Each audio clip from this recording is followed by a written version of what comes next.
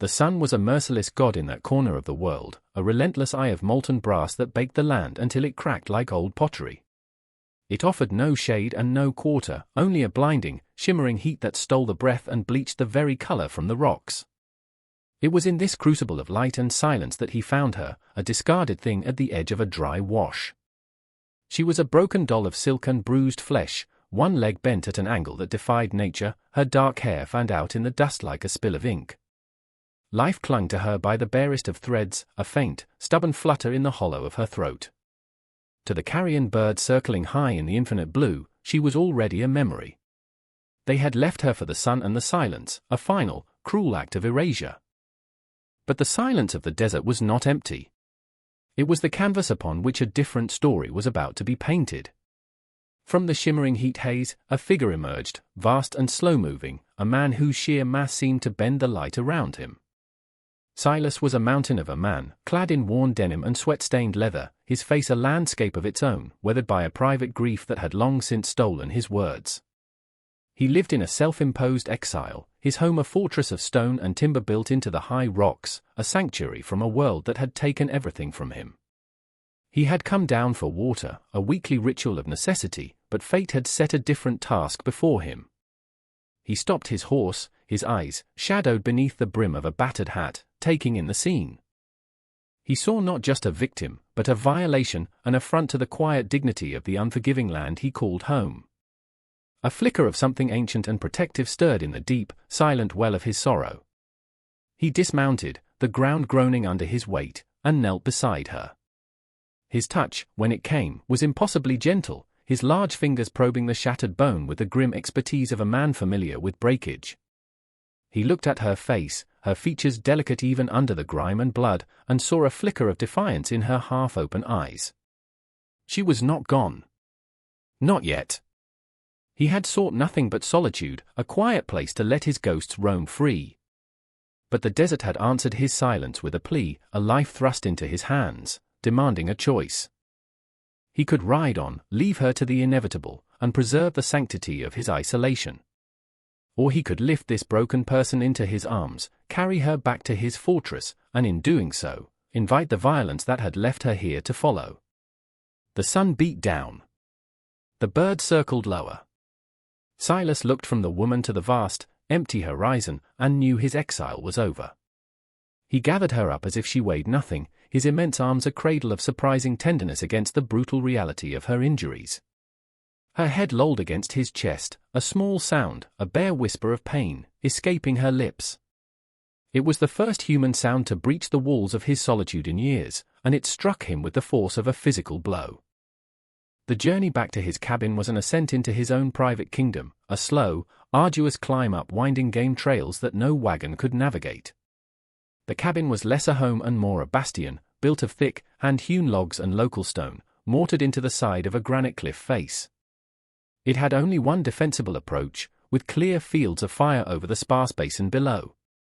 It was a structure born of paranoia and pain, designed to keep the world out.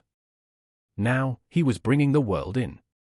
He laid her on his own cot, a simple bed of pine and rope, and for a moment, he was frozen by the sheer intimacy of the act. Her presence filled the Spartan space, a vibrant, fragile counterpoint to the heavy, masculine silence. He worked with a quiet, deliberate economy of motion that belied his size. He fetched water from his cistern, tore strips from a clean linen shirt, and began the grim task of cleaning her wounds. He found the source of the worst of it, a cruelly shattered femur, the bone a jagged edge beneath the skin. It was a crippling, deliberate injury, meant to ensure she could not escape. He set the bone with a rough but practiced hand, his jaw tight with concentration, ignoring her muffled cries. He fashioned a splint from scavenged barrel staves and leather straps, his work precise and functional. For days, she drifted in a fever dream, a twilight of pain and confusion. Silas moved around her like a patient ghost, tending the fire, spooning broth between her lips, changing her dressings. He did not speak. He had forgotten how. The words were locked away in a part of him that had died long ago, buried with a small, sun-drenched grave marked by a simple wooden cross miles and years away.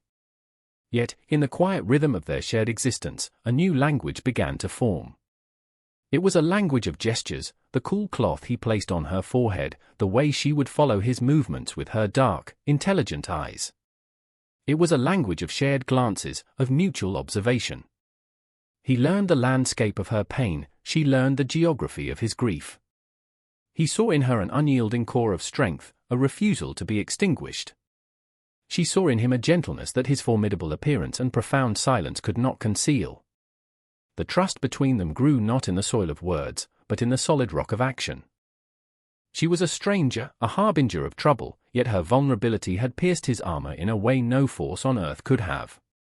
He was her keeper, her protector, and in the stillness of his stone fortress, the first fragile shoots of a forgotten humanity began to break through the barren ground of his heart. Her name was Mai. He did not know this, not yet. To him, she was simply the girl, a responsibility he had accepted without understanding why. As the fever broke and consciousness returned, her gaze sharpened, losing its clouded, pained quality and taking on a keen, assessing light. She watched him, her pride a palpable thing, even as she lay helpless. She would accept his care, but she would not beg for it. There was a fierceness in her stillness that mirrored his own. One afternoon, as he sat by the hearth oiling a rifle, she pushed herself up on one elbow, her face etched with effort. She gestured toward the water bucket. He understood immediately, rising to bring her a dipper. Her hand, when it brushed his, was small but steady. The gesture was simple, yet it was a turning point. It was her first act of agency since he had found her, a reclamation of a small piece of her own life. In her, Silas began to see not a victim, but a survivor. Her resilience was a quiet accusation against the men who had left her to die, a testament to a spirit they had failed to break. He found himself observing the small details of her being, the way a stray lock of her raven hair caught the firelight, the determined set of her jaw as she performed the painful exercises he devised for her to keep the muscles in her good leg from atrophying. Her presence began to subtly reshape his world. The cabin, once a mere shelter, a tomb for his memories, started to feel like a home again. The silence, once a heavy shroud of grief, was now filled with the soft sounds of her breathing, the rustle of her movements. It was a shared silence, no longer an empty one. He had walled himself off from all human connection, convinced he was unworthy of it, a failure who had been unable to protect his own family. But this woman, this stranger, had breached his defenses without a word. She was a seed of life in his desolate landscape, and he found himself, against all his instincts, compelled to nurture it. He did not know the nature of the trouble that followed her, but he knew it was coming. The same instinct that told him when a storm was brewing in the mountains now told him that the peace of his sanctuary was temporary. The men who had done this to her were not the type to leave a job unfinished. They would come looking. And when they came, he would be ready. The rifle in his hands was not just a tool, it was a promise. A promise he had made to himself, to the memory of those he had lost, and now, to the silent, watchful woman on the cot. He would not fail again. The knock on his door was so unexpected it felt like a violation of a natural law. No one came to his door. In 5 years, no one had even tried. Silas rose from his chair, his body instantly tense, a massive silhouette against the firelight. He moved to the door not with alarm, but with a kind of grim resignation. He glanced at Mai, whose eyes were wide with a terror that was sharp and specific. She knew who was on the other side.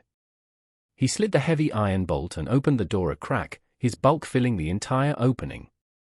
Outside stood a man who was the antithesis of the raw, wild land around them. He was tall and slender, dressed in a tailored city suit of dark wool, incongruous and obscene against the dust and rock. A polished bowler hat was held in one hand, the other rested on a silver-headed cane. His face was handsome, his smile practiced and pleasant, but his eyes were as cold and empty as a winter sky. "Good evening," the man said, his voice smooth as oiled machinery. "My name is Alistair Finch. I apologize for the intrusion. I am looking for a person. A young woman of Chinese descent. I have reason to believe you may have encountered her." Silas said nothing. He simply stood there, an immovable wall of flesh and denim, his expression unreadable. Finch's smile didn't falter. You see, she is in possession of something that belongs to my employer, the Transcontinental Railway. A document. A trifle, really, but company policy is so very strict about these things. There has been a misunderstanding. Her caretakers were clumsy. Regrettably, she ran off into this inhospitable wilderness. The lie was so audacious, so calmly delivered, it was its own kind of violence. Finch's eyes flickered past Silas, trying to pierce the gloom of the cabin's interior. I would be deeply grateful for her return. So grateful, in fact, that a reward of $500 would be immediately forthcoming. A simple exchange. You give me the girl, I give you the gold. We can all forget this unfortunate business. Silas remained a statue of silent refusal. His stillness was more powerful than any shouted denial. It unnerved Finch, whose smile finally began to thin at the edges. The pretense of civility was eroding, revealing the granite core of menace beneath. Let me be plain, my large friend, Finch said, his tone hardening. That girl is property. Stolen property. What I cannot buy, I will take. She does not belong to you. He took a step forward, a gesture of casual intimidation that failed utterly. Behind him, Silas felt rather than saw my shrink back on the cot. The protective instinct that had been stirring within him now roared to life, a white-hot, possessive fire. He couldn't form the words, couldn't voice the complex swell of duty and newfound purpose. All he could manage was a single, guttural sound, ripped from the deepest part of his chest, a word he hadn't spoken in years. Mind, the word was a rock thrown into a still pond, raw and absolute. It hung in the air between them, a declaration of war. Finch's face darkened completely. The mask was off. So be it, he hissed, and turned away, his polished shoes crunching on the gravel path. The visit from Finch was a thrown gauntlet. The sophisticated evil had announced itself, and now came the brutish follow-through. Silas knew they would not wait long. He spent the next day fortifying his position, his movements economical and imbued with a grim purpose. He checked the heavy shutters on the windows, reinforced the door's crossbeam, and laid out his arsenal, the heavy-caliber buffalo gun, a Winchester repeater, and his old Colt revolver. He was a man preparing for a siege, his fortress home finally being called to serve its intended function. He worked in silence, but Mai understood. Fear was a cold stone in her belly, but watching him, a different feeling began to bloom alongside it, a fragile, tenacious hope. She saw the quiet competence in his hands, the way he moved with an intelligence of the land itself. He was not just a large man, he was a formidable one. From the single, high window that offered a panoramic view of the basin, he watched. And he waited. They came near dusk, two of them, moving carelessly through the scrub brush below. They were the blunt instruments to Finch's scalpel, big men in dusty trail clothes, rifles held loosely in their hands. They were Cole and Jeb, the henchmen, the ones whose handiwork was written in the shattered bone of Mai's leg. They did not attempt a direct assault. This was reconnaissance. They tethered their horses out of sight and began to circle the base of the cliff, probing for weaknesses, for an alternate path to the cabin. They moved with the overconfidence of predators who believed their prey was helpless. Silas watched them from his high perch, his face impassive. He was a part of the rock, invisible. He let them complete their circuit, let them confirm what he already knew, there was no other way up. The path to his door was a narrow, exposed switchback, a natural kill zone. As they conferred below, frustrated, Silas made his move. He didn't use the Winchester. That was for the battle to come. He hefted the buffalo gun, a cannon that could stop a charging bull in its tracks. He didn't aim at them. He aimed at a large boulder a dozen feet to their right. He squeezed the trigger. The explosion was deafening, a roar that ripped through the twilight quiet and echoed off the canyon walls like the wrath of God. The half-ounce slug struck the boulder with titanic force, shattering it into 1,000 pieces of granite shrapnel. A storm of rock fragments peppered the ground around the two men, stinging their faces, tearing their clothes. They yelped in shock and terror, diving for cover, their arrogance blasted away in an instant. They scrambled back, casting terrified glances up at the dark, silent cabin. They couldn't see him. They only knew that something immense and powerful was watching them from the shadows. The message was unmistakable, delivered with thunder and stone: "You are not welcome here. The next one will not miss." They fled, half running, half falling back to their horses, and galloped away into the gathering darkness, leaving Silas alone once more in his silent, waiting fortress. The echo of the buffalo gun faded, leaving a silence more profound than before. The immediate threat had passed, but the air remained thick with menace. In the cabin, the tension slowly eased. Mai let out a breath she hadn't realized she was holding. She looked at Silas, who was calmly cleaning the massive rifle, his actions methodical, almost meditative. The demonstration of power had been terrifying, but it had also been reassuring. He was her protector, a silent, immovable bastion against the storm. Later that night, as a sliver of moon cast pale light through the high window, she made a decision. The pain in her leg was a dull, constant ache, but she ignored it, pushing herself into a sitting position. She reached into a small, hidden pocket sewn into the lining of her tunic, her fingers fumbling for a moment before closing around a small, tightly rolled scroll of paper tied with a red ribbon. This was the source of it all. The reason for her flight, her assault, her near death. It was her family's legacy, the deed to the stretch of land downstream, the one with the river. The river the railroad had to cross. She held it out to him. It was an act of complete and total trust, an offering of the very thing that could get them both killed. Silas stopped his work and looked at the small scroll in her outstretched hand. He understood its significance without needing to read it. This was the trifles Finch had spoken of. This small, fragile object was the heart of the conflict. He did not take it from her immediately. Instead, he looked at her, truly looked at her, and in her dark, steady eyes, he saw not just fear but a plea for justice. For a fleeting, agonizing moment, the walls of his own past crumbled. A memory, sharp and blinding as a shard of glass, pierced his consciousness: a different fire, a different cabin. The scent of smoke. The high, thin scream of his wife. The silent, accusing face of his small son, lost in the chaos of a raid he had been powerless to stop. He had failed them. The grief was a physical weight, the reason for his silence, for his sighs, for this self-imposed penance in the wilderness. He had run from the world, from his own failure. But the world had found him. He looked from the memory in his mind to the woman before him. He saw the same vulnerability, the same innocence he had failed to protect once before. This time would be different. This was not a burden. It was a chance. A chance to stand where he had once fallen. A chance for redemption. He reached out his large, calloused hand and gently took the scroll from her. He gave a single, slow nod. The gesture was a vow, more binding than any spoken oath. He accepted the deed, and with it, the fight. The past could not be changed, but the present, here in this stone fortress with this resilient woman, was his to defend. The dawn broke grey and sullen, the sun hidden behind a thick blanket of cloud that promised no rain, only a suffocating, oppressive gloom. The world seemed to be holding its breath. Silas had not slept. He had spent the night watching, listening to the language of the wilderness. Around midnight, the coyotes had fallen silent. By dawn, even the birds were gone.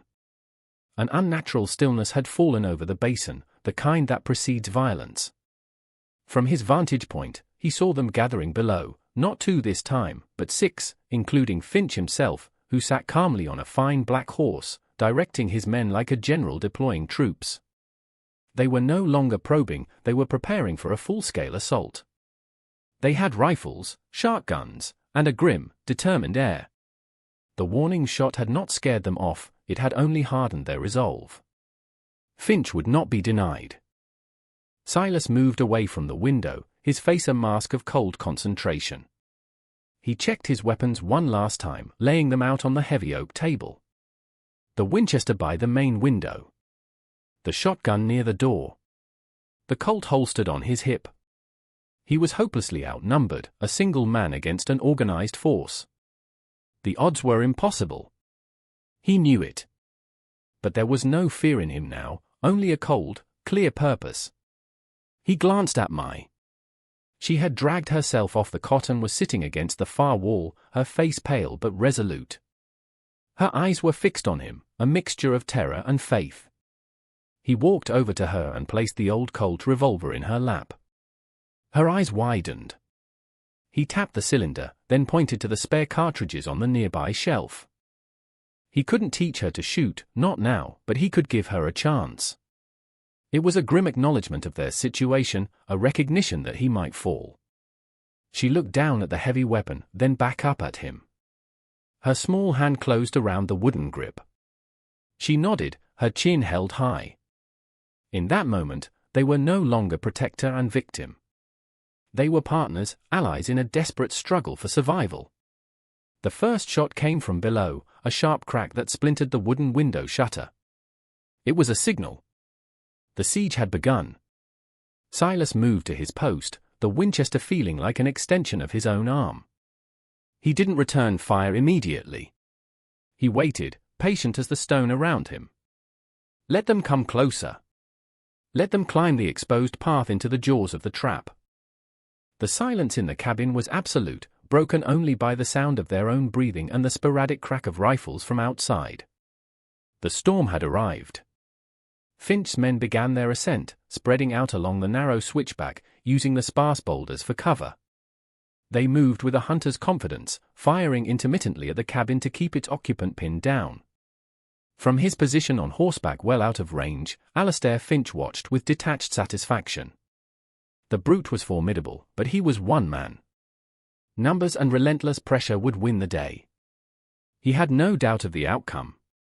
Inside, Silas was a study in deadly patience. He waited until the lead man, a burly figure with a thick beard, was halfway up the final, most exposed stretch of the path. Then, the Winchester spoke. The shot was perfect. The man cried out, clutching his shoulder, and tumbled backward, colliding with the man behind him. Chaos erupted on the trail. The attackers scrambled for better cover, their confidence shaken. They unleashed a furious volley of fire at the cabin, bullets thudding into the thick logs and ricocheting off the stone facade with angry whines. The air filled with the smell of gunpowder and splintered pine. Silas worked the Winchester's lever with smooth, practiced efficiency, firing sparingly, making every shot count. He wasn't trying to kill them all, not yet. He was trying to break their nerve, to make the cost of every foot of ground too high to pay. For an hour, the battle raged, a brutal stalemate. The attackers could not advance, but their continuous fire kept Silas pinned, moving between the window and other firing slits he had built into the walls. Splinters flew through the air. A bullet punched through the door, missing him by inches. The roar of the gunfire was constant, a physical assault on the senses. Then, two of the henchmen broke from cover, making a desperate rush for the blind spot directly beneath the main window. From there, they could hurl fire or dynamite at the door. Silas saw their plan unfold and knew he couldn't stop them both from his position. As he drew a bead on the first man, a shot rang out from inside the cabin, deafeningly loud in the enclosed space. It was the Colt. Mai, lying on the floor, her body braced against the wall, had fired the heavy revolver through a low crack in the stone foundation. The shot was wild, nowhere near its target, but the unexpected angle of the attack was enough. The second man, startled by a gunshot from beneath him, faltered for a critical second. It was all the time Silas needed. The Winchester barked once more. The man crumpled to the ground. The first attacker, reaching the relative safety of the cabin wall, lit the fuse on a stick of dynamite.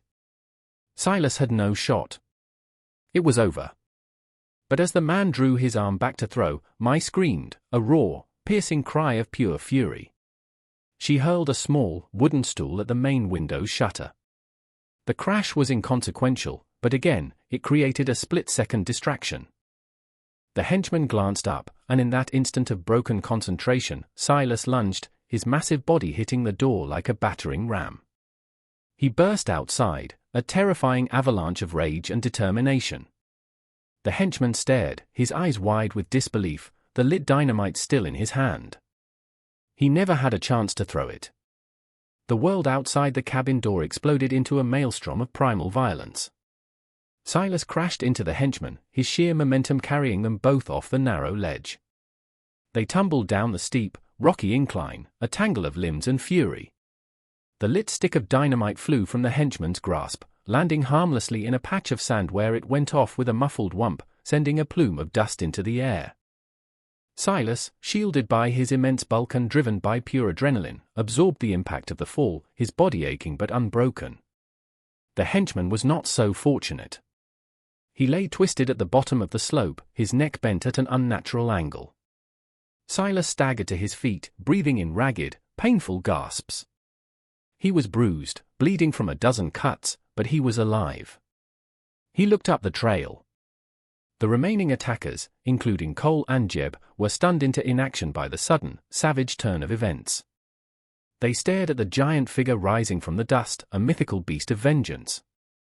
Before they could recover their wits, a new sound cut through the air, the rhythmic thunder of galloping horses, too many to be Finch's. Over the rise, a column of riders appeared, sunlight glinting off the silver star on the lead rider's chest. It was Marshal Thompson and a posse of 6 deputies. Thompson, a man whose face was a roadmap of hard-won justice, had received the message Silas had sent days ago with a passing fur trapper, a simple, cryptic note about the railroad and a plea for help. He had ridden hard, arriving in the nick of time. The sight of the law sent a wave of panic through Finch's men. They threw down their rifles, their fight instantly gone. Alastair Finch, seeing his entire enterprise collapse into ruin, yanked the reins of his horse, his face a mask of disbelief and fury. His veneer of sophistication was shattered, revealing the desperate coward beneath. He spurred his horse, attempting to flee, but 2 deputies were already flanking him, cutting off his escape. He was surrounded, trapped, his grand ambitions reduced to ash and dust.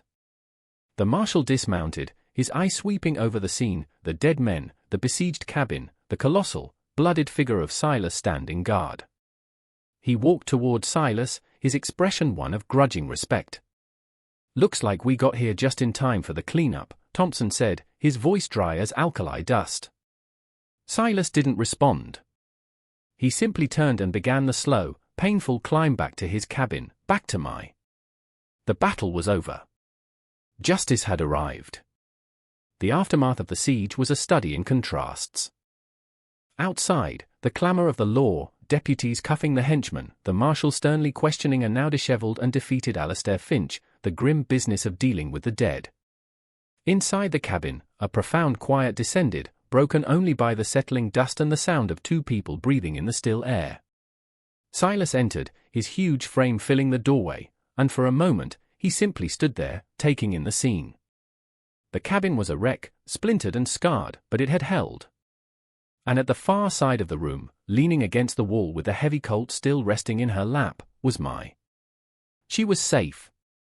He crossed the room in 2 strides and knelt before her, his movements stiff with pain. He gently took the revolver from her hands and set it aside. His eyes scanned her for any new injury, a frantic, silent question. She shook her head, her own eyes welling with tears, not of fear, but of overwhelming relief and gratitude. She reached out a trembling hand and laid it on his bruised and blooded cheek. The touch was electric, a current of pure, undiluted human connection that arched across the chasm of his long silence. It was an absolution. In that moment, he was no longer the failure who had lost his family. He was the man who had saved her. He had faced down the ghosts of his past and refused to run. He had stood his ground, and he had won. The marshal appeared at the doorway, his hat held respectfully in his hands. "Silas," he said softly. "You did a brave thing here today. A good thing. We'll take it from here. The girl will be safe. That deed of hers will be honored." Silas didn't turn. His attention was wholly focused on the woman before him. All the pain, all the years of self-flagellation and solitude, seemed to coalesce into a single point of pressure in his chest, demanding release. He had to speak. He had to break the vow of silence he had made to his own grief. He looked into Mai's eyes, and the word came, not as a guttural sound torn from his throat, but as something softer, something new and rebuilt.